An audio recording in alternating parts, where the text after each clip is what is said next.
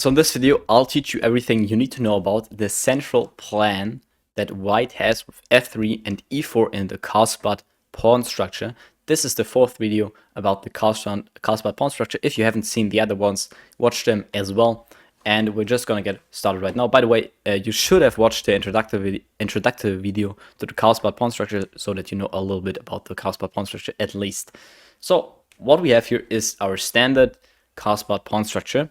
And now we have a decision to make, whether we play knight to f3, which would basically say, okay, we probably want to go for the queenside plan, or we play knight to g2 e2, right? Knight g2 e2 is a very interesting move, which leaves the f3 square open so that we can play f3 and e4, right? That's the entire idea.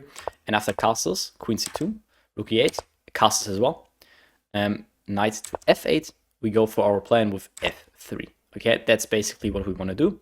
f3, now we get h6, bishop to h4.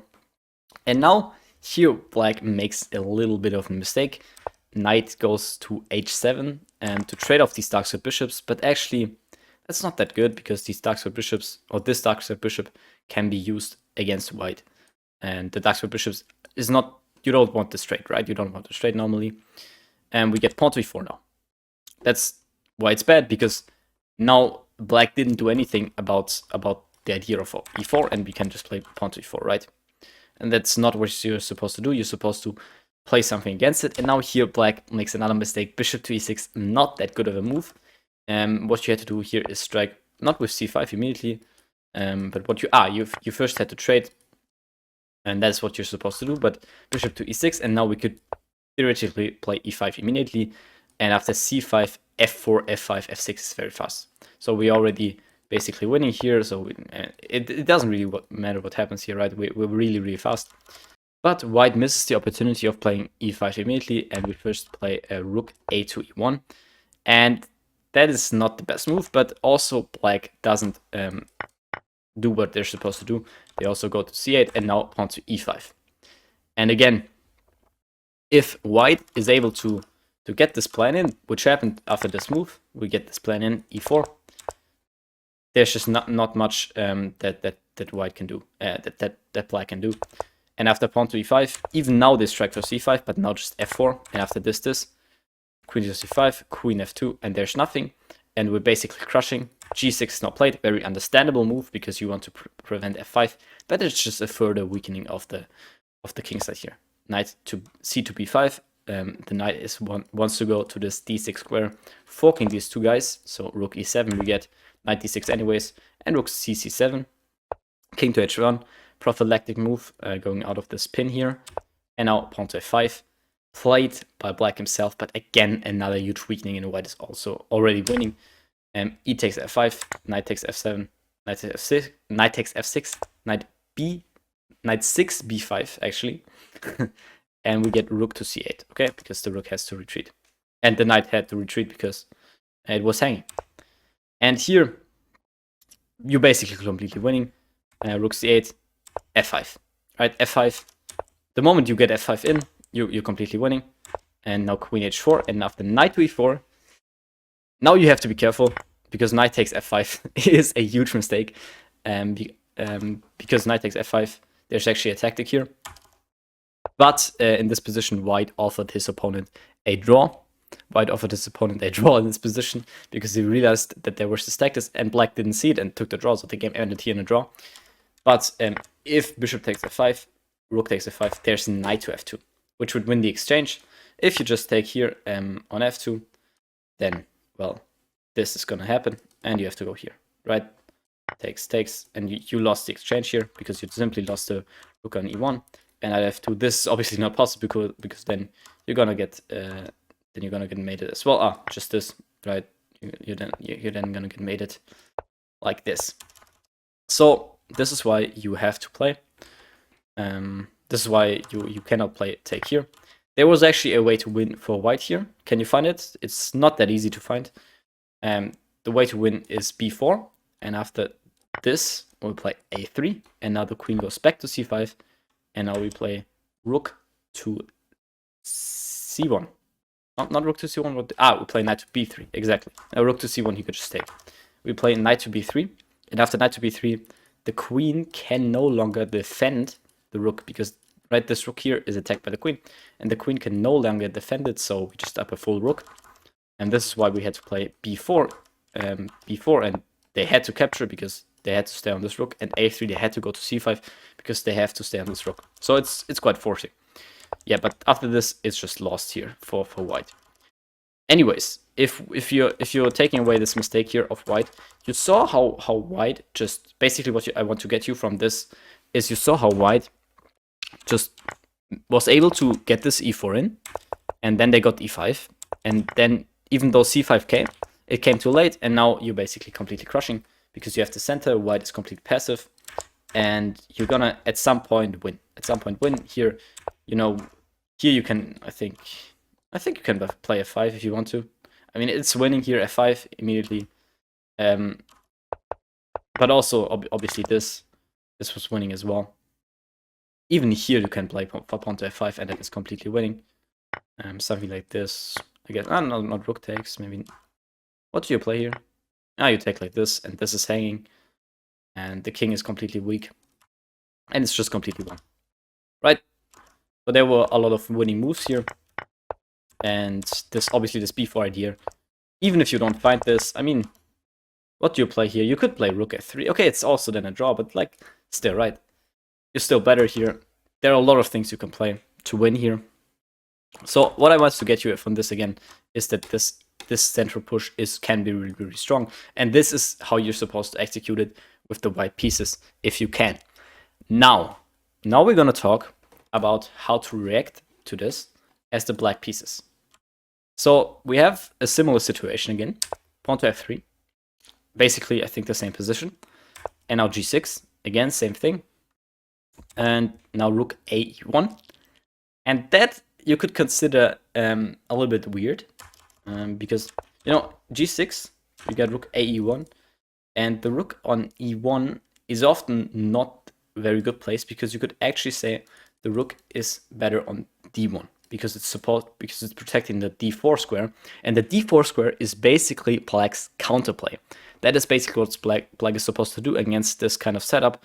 He's supposed to play c5 and attack this, and after the capture, this would become very weak. So this is why the rook on e1 is maybe not so good as on d1. We're gonna see that later on.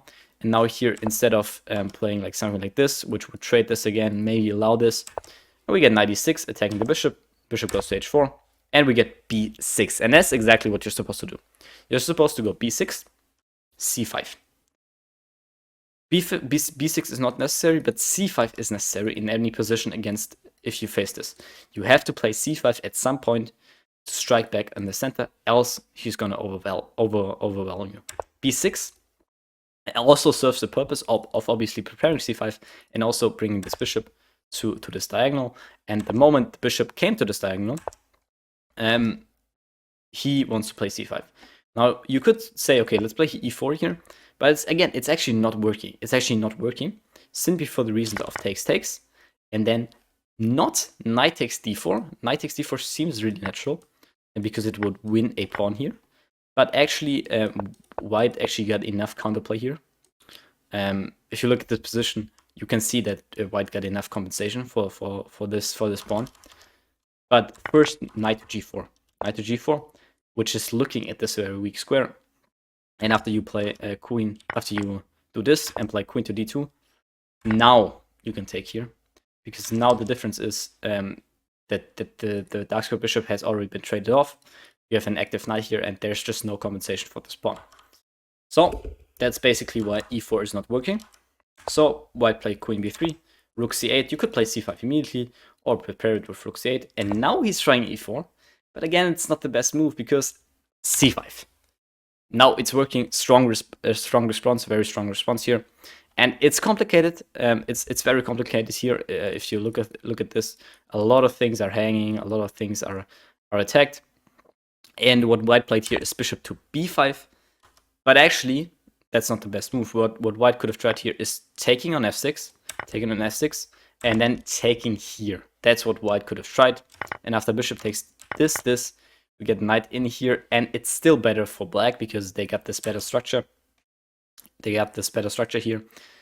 but it's survivable. After bishop to b5, on the other hand, here we have a great move for white. C takes d4. You're supposed to give the exchange here and play d takes d3.